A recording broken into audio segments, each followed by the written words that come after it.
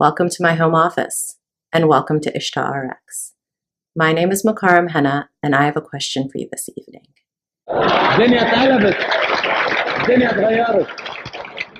We all have stereotypes about the Middle East, here in the West and across the region itself. We have just as many stereotypes across the Middle East about different parts of the Middle East as the West has about us. And it's really time that we started having honest conversations and breaking this shit down. Because it's just not real. This is not how people live. I think it's about time that we let some of these images go and started replacing them with more accurate images of the region today.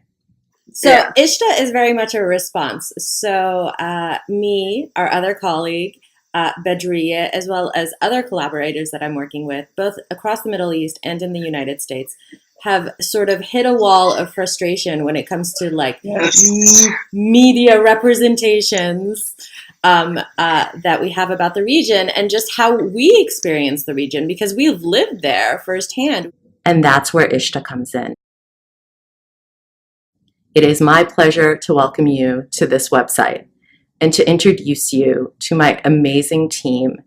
My name is Badriya Sabah. I'm from Kuwait. I'm a recent graduate of Smith College. I'm currently interning for the United Nations in Cairo, specifically UN Women.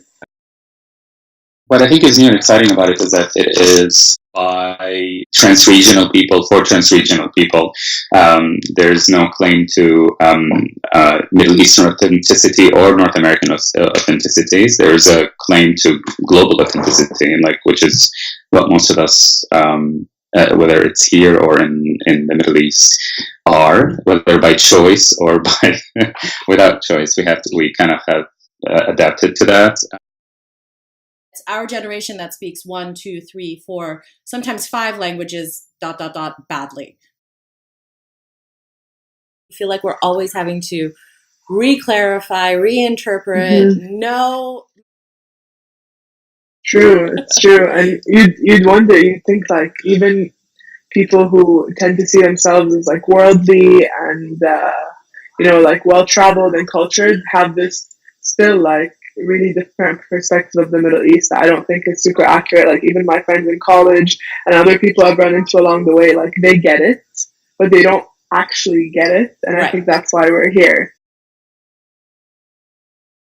One of the things that I'm proud of, but also I'm proud of because it's something that I have to come to terms with, is the fact that I cannot speak a single language, including English, without an accent. And that's because I moved at a later stage, but also because I keep moving around, that my accent actually shifts as when I'm in Turkey. I speak English in a different accent because I try to adjust a specific way and annotations and the way people actually are understanding what I'm saying. So I'm adjustable and adaptable. I even adapt specific accents, whatever I am, if I'm there for long enough.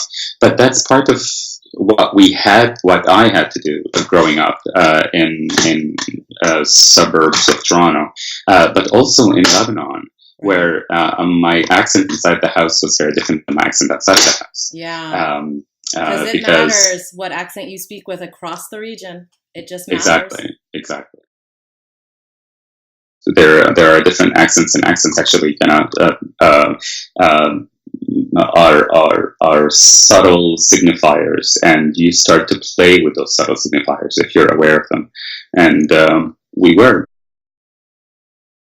Very strong, very independent women who really forged the path for themselves. And this is what we want to show on this platform. We want to show women like Badriya and like myself and women like Lena, who you will meet when we're talking about the high rollers. High rollers. About just these awesome people doing really amazing things, because that's the face of the Middle East that we want to show you.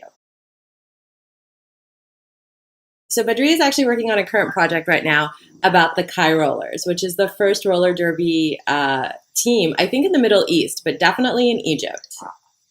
Yeah, I want to say in the Middle East that competes regionally and internationally even and things like that. Yeah.